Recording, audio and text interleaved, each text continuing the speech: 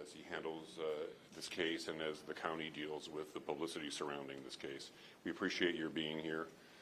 Jeff will enumerate the charges and detail what the county's findings are up to this point, and then he will take questions. The number of questions may be limited, however. I may cut it off. I may assist him in helping to pick the people who are asking the question. We just ask that you keep the questions to the process of what we're talking about and refrain from asking questions that speculate or get into the political dynamic of the case. For Utah County, this is a murder case, and we're trying a murder case. We're trying to keep the questions to that, but I understand that you're under pressure and have a lot of different questions, and we'll try to answer them. We're joined today by our sheriff and our prosecution team and our county commissioners.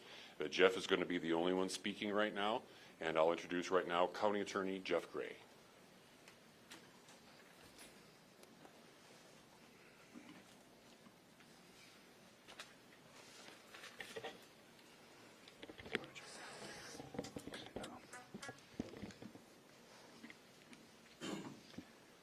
The murder of Charlie Kirk is an American tragedy.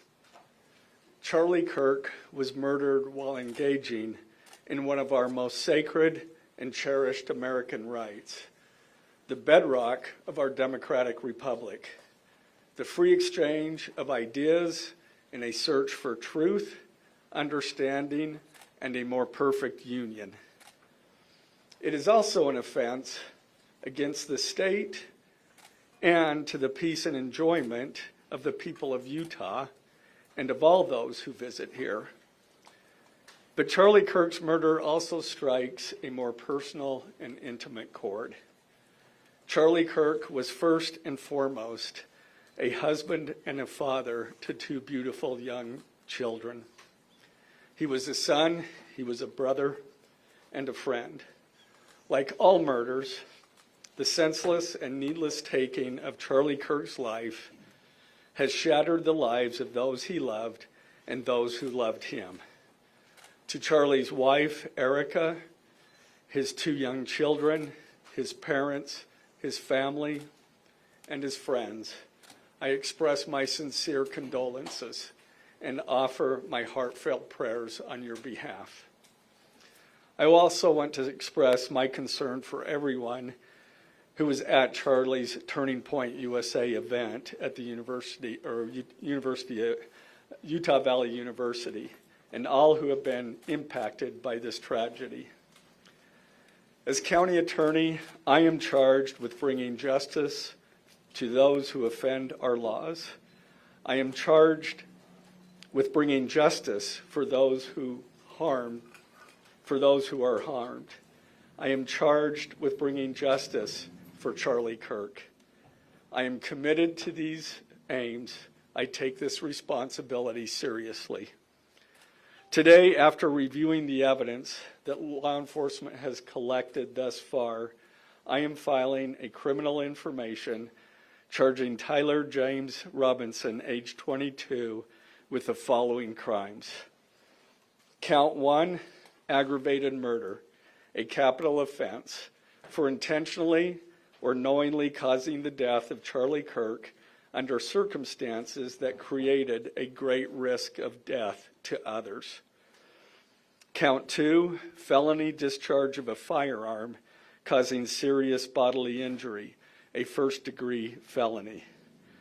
The state is further alleging aggravating factors on counts 1 and 2 because the defendant is believed to have targeted Charlie Kirk based on Charlie Kirk's political expression and did so knowing that children were present and would witness the homicide. The state is also charging defendant with count 3, obstruction of justice, a second-degree felony for moving and concealing the rifle used in the shooting.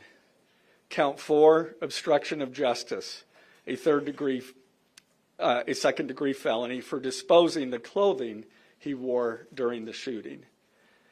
Count 5, witness tampering, a third-degree felony for directing his roommate to delete his incriminating texts.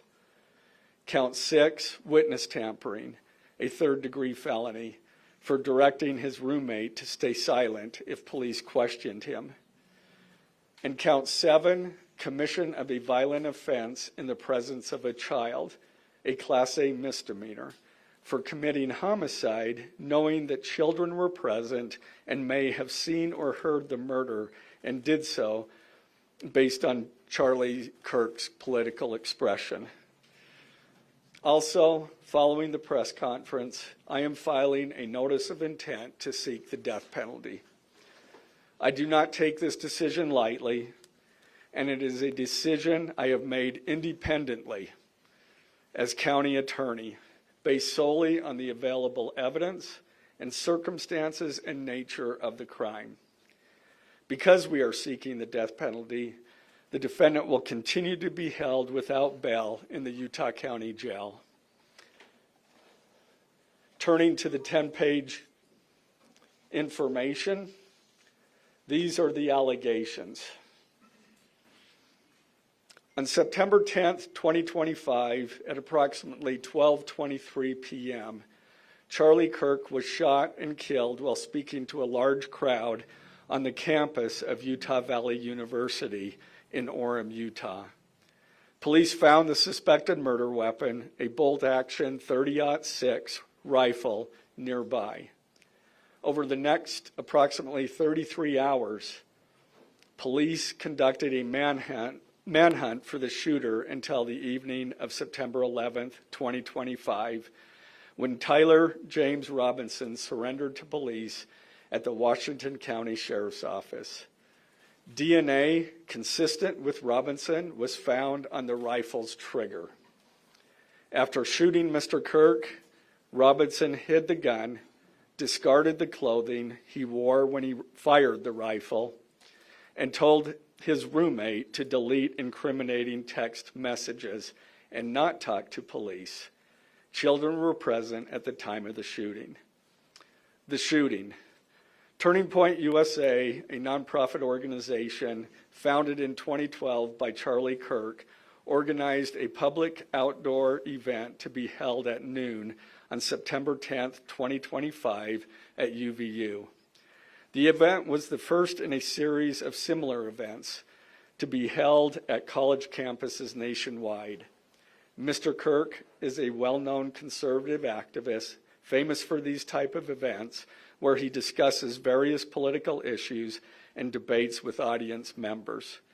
His events and comments have garnered a significant number of supporters and drawn the ire of many who disagree with his political views. The event at UVU was announced far in advance and garnered significant publicity and interest. Consequently, several hundred people attended. Mr. Kirk was interacting with a crowd before the event officially got underway. Then, at approximately noon, Mr. Kirk seated himself under a portable canopy behind a table and microphone. He began speaking to the crowd and fielding questions from attendees, a format Mr. Kirk commonly used at his events. Mr. Kirk allowed his questioners to approach a microphone positioned directly in front of him. Mr. Kirk's team members were very close to him on his right and left, as well as some behind his canopy and others at various close locations near him. The large crowd surrounded Mr. Kirk on three sides. Temporary metal fencing separated attendees from Mr. Kirk by only a matter of feet. Directly above and behind Mr. Kirk was the UVU Hall of Flags, an indoor walkway spanning several hundred feet with floor-to-ceiling glass windows which overlooked the plaza where Mr. Kirk was seated. People were in the walkway at the time of the shooting. Approximately 15 minutes into the event, Mr. Kirk was answering a question about mass shootings by transgender individuals when a gunshot rang out. The bullet struck Mr. Kirk in the neck. He slumped to the ground almost immediately. The bullet's trajectory passed closely to several other individuals beside Mr. Kirk, including the questioner who was standing directly in front of Mr. Kirk. Children were visible near Mr. Kirk's stage when he was shot. Mr. Kirk was rushed to a nearby hospital where he was declared deceased. The medical examiner's report is still pending. So UVU surveillance. So at the moment of the shot, a UVU police officer was watching the crowd from an elevated vantage point. As soon as he heard the shot, he began to scan the area for threats. Believing the shot came from a rifle because of its sound, he looked for potential sniper positions. He noted a roof area approximately 160 yards away from Mr. Kirk as a potential shooting position and rushed there to look for evidence. The suspected shooting position is adjacent to an open, publicly accessible walkway. To access the suspected location, a person must climb over a railing and then drop to the roof only slightly below. The UV officer climbed over the railing and down onto the roof. He then walked to the suspected shooting position and confirmed a clear shooting corridor between the position and Mr. Kirk's seat. He also noticed markings in the gravel rooftop, consistent with a sniper having lain on the roof, impressions in the gravel potentially left by the elbows, knees, and feet of a person in a prone shooting position. Police reviewed surveillance from the camera covering the roof and discovered that it recorded an individual dressed in dark clothing cross the railing from the public walkway and drop onto the roof at approximately 12:15 p.m. Although the individual moved out of the camera's view for a short time, the camera again captured the individual running across the roof and then low crawling to the area the UVU officer recognized as where the suspected sniper had dropped into a prone shooting position. After a short time, which matches the known time of the shot, the individual arose and ran across the roof to the northeast. This discovery led to an intensive review of UVU surveillance recordings to attempt to track and identify the suspect. Surveillance revealed the following. At approximately 11:51 a.m., the suspect entered campus from the north. He is seen wearing a black shirt with an American flag in the center, a dark baseball cap, and large sunglasses. Throughout the surveillance, the suspect keeps his head down and rarely raises his head enough to get a clear image of his face. As he proceeds across the campus, he is seen walking with an unusual gait. The suspect walks with very little bending in his right leg, consistent with a rifle being hidden in his pants. This unusual gait continues until the suspect is seen crossing the railway off the open walkway and onto the roof, where he leaves the camera's view. A camera later captures the suspect as he runs across the roof to the suspected shooting position. Immediately after the shot was fired, a camera captures the suspect running across the roof carrying an item whose shape is consistent with a rifle. The suspect is then seen climbing down from the roof. He appears to drop the item he was carrying as he hits the ground in a controlled fall. He then picks up the item and runs toward the northeast end of campus. Expanded crime scene investigation. Law enforcement officers followed the suspect's escape path to the northeast end of campus, where they believe the suspect left campus and entered a wooded area. In that wooded area, investigators found a bolt-action rifle wrapped in a towel. The rifle contained 1 spent round and 3 unspent rounds. This is consistent with the facts officers observed at the time of and immediately after the shootings. No shell casings were found on the roof, suggesting a bolt action rather than an auto-loading weapon, and only a single round was fired. Each round in the rifle contained an etched inscription as follows. The fired cartridge was etched, "No Tice's bulge, OWO, what's this?" The second cartridge that was again not spent, the last three were not spent, were not fired. The second, "Hey fascist, catch," with arrow symbols. The third cartridge, "Oh Bella Ciao, Bella Ciao, Bella Ciao, Ciao Ciao." The fourth cartridge, "If you read this, you are gay," LMAO. The rifle, ammunition rounds, and towel were sent for forensic processing. DNA consistent with defendant was found on the trigger, other parts of the rifle, the fired cartridge casing, 2 of the 3 unfired cartridges, and the towel. Law enforcement was unable to immediately locate the shooter, so they published photos of the shooter from the UVU surveillance cameras and asked for the public's help to identify him. Meanwhile, law enforcement continued to try to identify the shooter through other means. The Washington County investigation. On the evening of September 11th, 2025, as law enforcement continued their investigation, Tyler James Robinson went to the Washington County Sheriff's Office with his parents and a family friend to turn himself in. Robinson's mother stated that the following to police.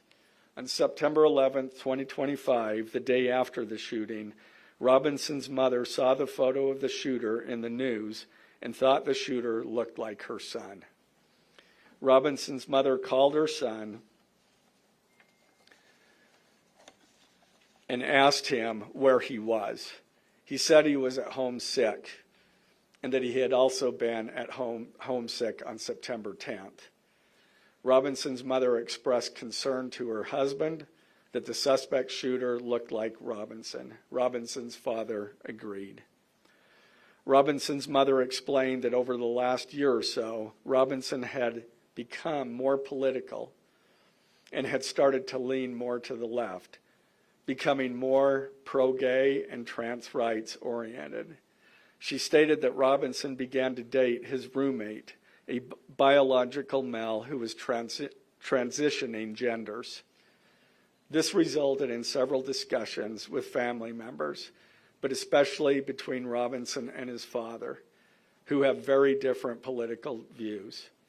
In one conversation before the shooting, Robinson mentioned that Charlie Kirk would be holding an event at UVU, which Robinson said was a stupid venue for the event.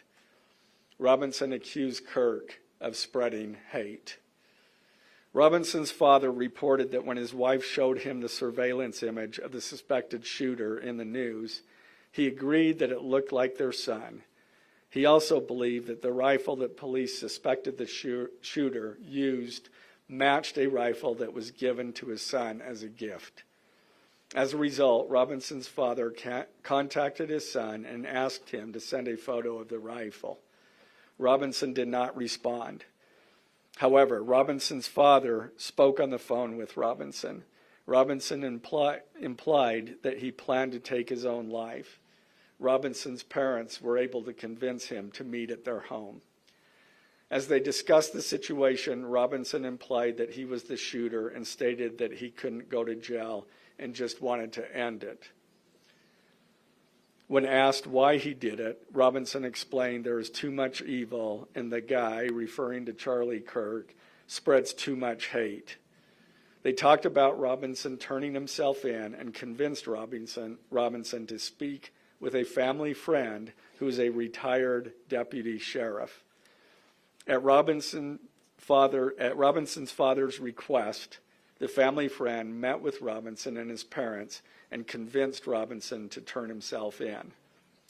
The family friend spoke to police and reported telling Robinson that it would be best if he brought all evidence with him to the sheriff's office to avoid police having to search his parents' home. The friend also asked Robinson if he had any clothes that were related to what he did. Robinson replied that he had disposed of the clothes in different areas. The roommate. Police interviewed Robinson's roommate, a biological male who was involved in a romantic relationship with Robinson.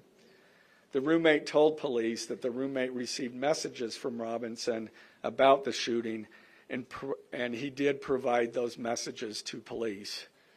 On September 10th, 2025, the roommate received a text message from Robinson which said, "Drop what you're doing. Look under my keyboard." The roommate looked under the keyboard and found a note that stated, quote, "I had the opportunity to take out Charlie Kirk, and I'm going to take it." Police found a photograph of this note. The following text exchange, then took place. After reading the note, the roommate responded, "What? You're joking, right?" Robinson, "I am still okay, my love, but am stuck in Orem for a little while longer yet. Shouldn't be long until I can come home, but I gotta grab my rifle still. To be honest, I had hoped to keep this secret till I died of old age. I am sorry to involve you." Roommate, "You weren't the one who did it, right?" Robinson, I am. I'm sorry." Roommate, "I thought they caught the person." Robinson, "No, they grabbed some crazy old dude, then interrogated someone in similar clothing. I had planned to grab my rifle from my drop point shortly after, but most of that side of town got locked down. It's quiet, almost enough to get out, but there's one vehicle lingering." Roommate, "Why?" Robinson, "Why did I do it?" Roommate, "Yeah."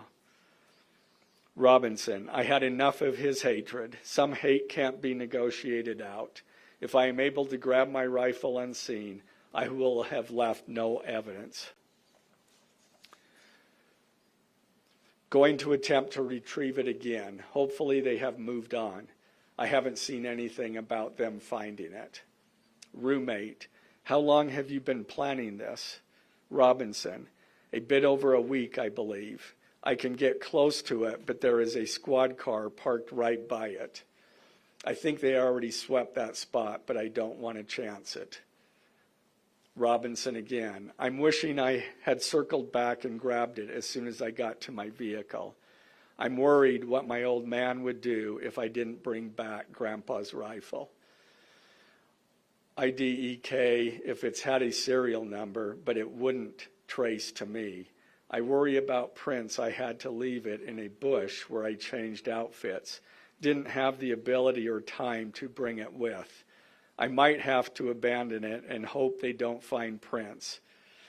How the F will I explain losing it to my old man? Only thing I left was the rifle wrapped in a towel. Remember how I was engraving bullets? The F in messages are mostly a big meme. If I see notice bulge UWU on Fox News, I might have a stroke all right. I'm going to have to leave it.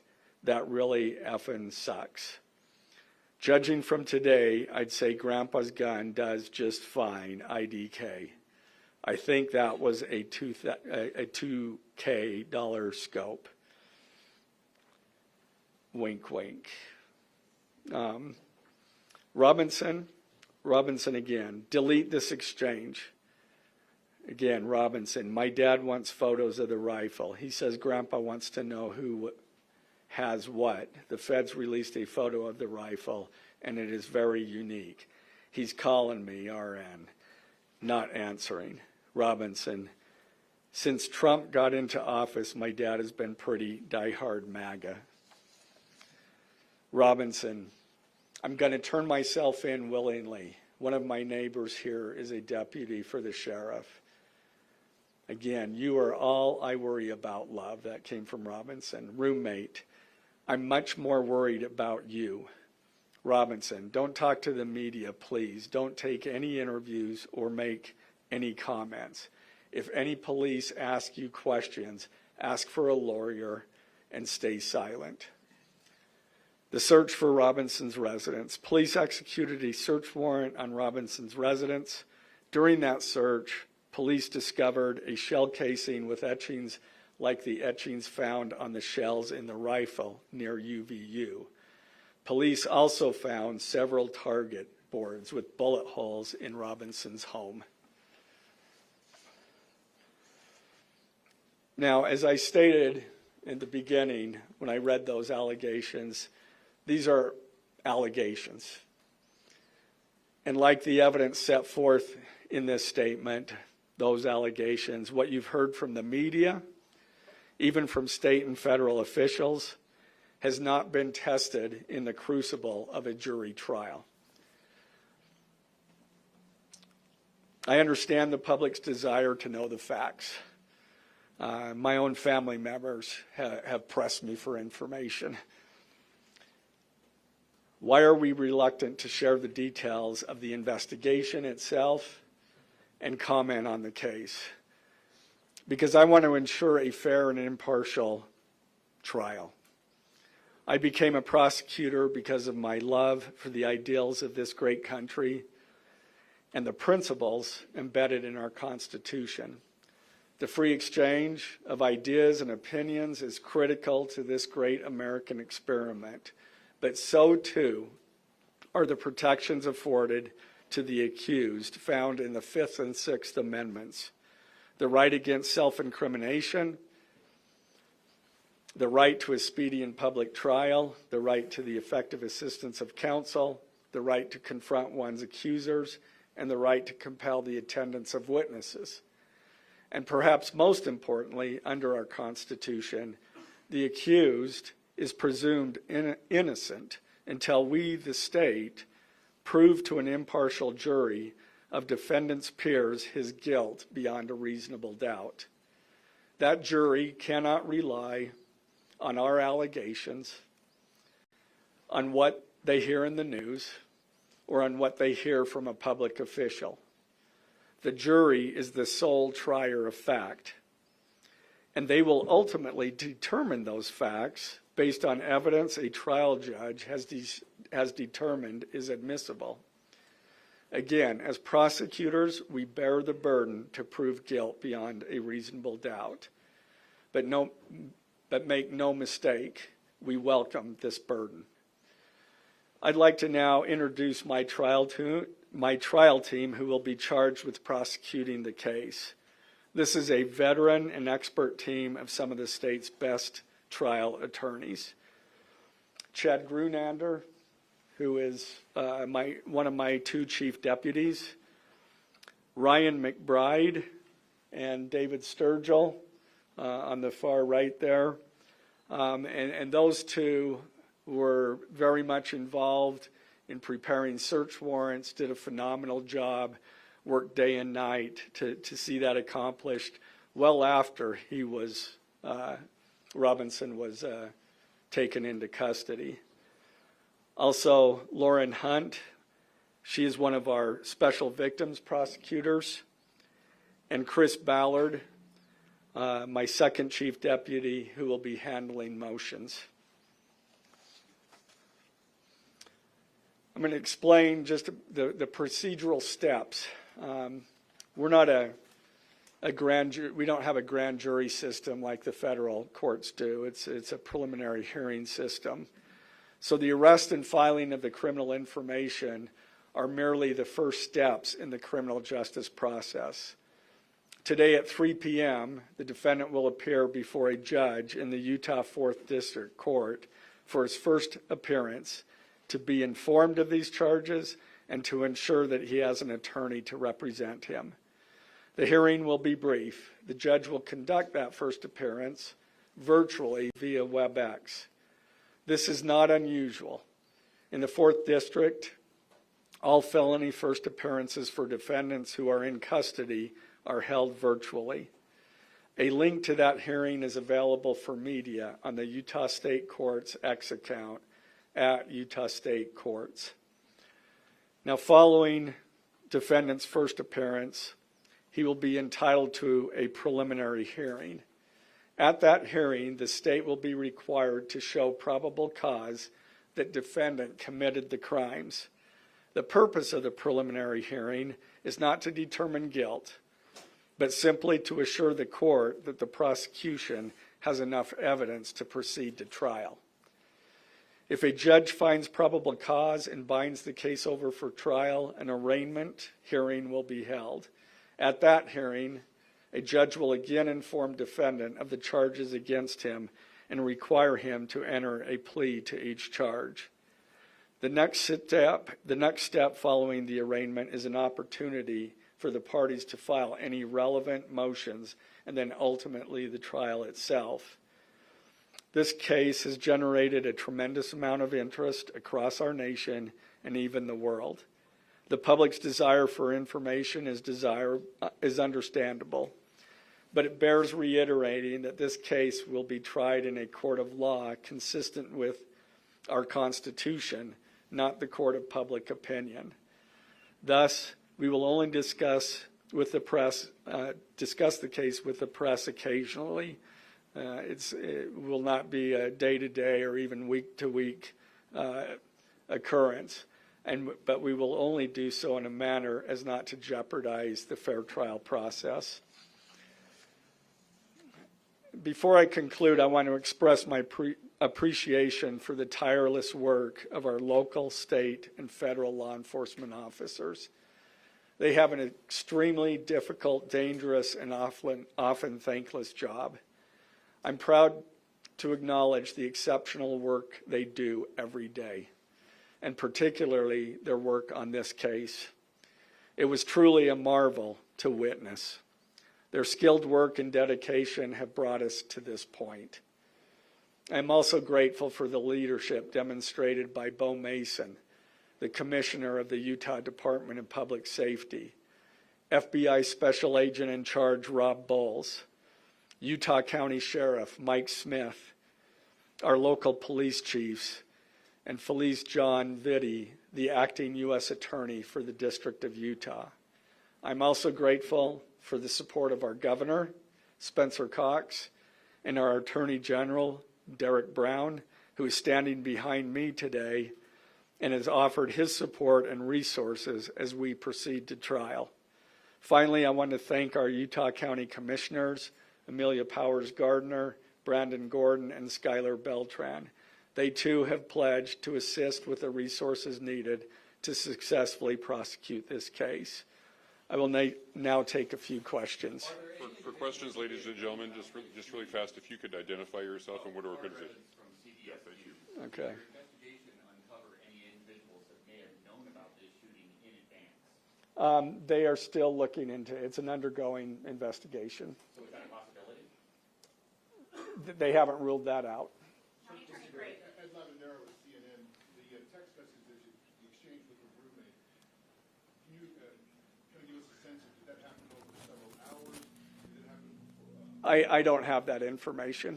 Emily Anderson Stern, the Salt Lake Tribune. I know, acknowledging that you made this decision to pursue the death penalty independently, did you hear it all from the Trump administration or Governor Cox's administration as you were working on these charges? I talked to officials from both administrations, but I was not pressured to make a decision. I understood their feelings on it because it was in the news, but we didn't really discuss that. Mr. Gray, the FBI director. Any indication that transgender issues played a role in the motivations for this shooting? I'm going to stick to what I just stated in my public, in our information. I think that is pretty much set forth there. Mr. Gray, Ben Winslow, Fox 13 News. Just asking, are you planning to file additional charges against anyone else in connection with this? Again, we don't have any information at this point of additional suspects, but I know that our law enforcement agencies are continuing to follow leads. Mr. Gray, the FBI director today said that you are, quote, or that other people, a number of people are being investigated and interrogated. So it seems that there are people who might be up for possible charges. Yeah, I'm not. Do you think that the suspect was a lone wolf, or could this be part of a... I can't comment on that. I'm not aware of all their investigation. I just know that these agencies are continuing to investigate this case and follow all leads. Mr. Gray, Jim Spiewak with... Would like to know, how does this possibly interface with any federal charges? That's up to the feds. They have different charges, and they're reviewing the evidence. And after they review the evidence and the law, they could file charges, but I'm not privy to exactly what they're looking at. Dennis Hopeek with the BBC. You spoke a lot about text messages with the roommate. The governor previously said the roommate is cooperating, but could we see charges against the roommate? Again, I'm not prepared to answer that question. Mr. Gray, Reuters News, is it unusual to cite a political motivation as an aggravating circumstance? It's part of our code, and so we charge that. And Mr. Gray, Jim Spiewak with KUTV. For those that aren't of a legal mind, is this a confession, the text messages? Is that legally a confession? And is he cooperating since he's been taken into custody? Ultimately, a judge will determine that at trial. And cooperation, has he spoken at all? Has he been cooperating since he's turned himself in? Again, I'm not going to comment on that. I think that any statements at all. Mr. Gray, Morgan Chesky, NBC News. Okay. What more can you tell us about the suspect's time online that some say radicalized him? I am not aware of that information. It's, again, still under investigation. And has he expressed any remorse so far about this attack? I am not going to comment on that. Is he continuing to not cooperate? I am not going to comment on that. Mr. Gray, the FBI director has been way out in front in terms of presenting evidence to the public. Your team has been very circumspect, very measured in what they've let out.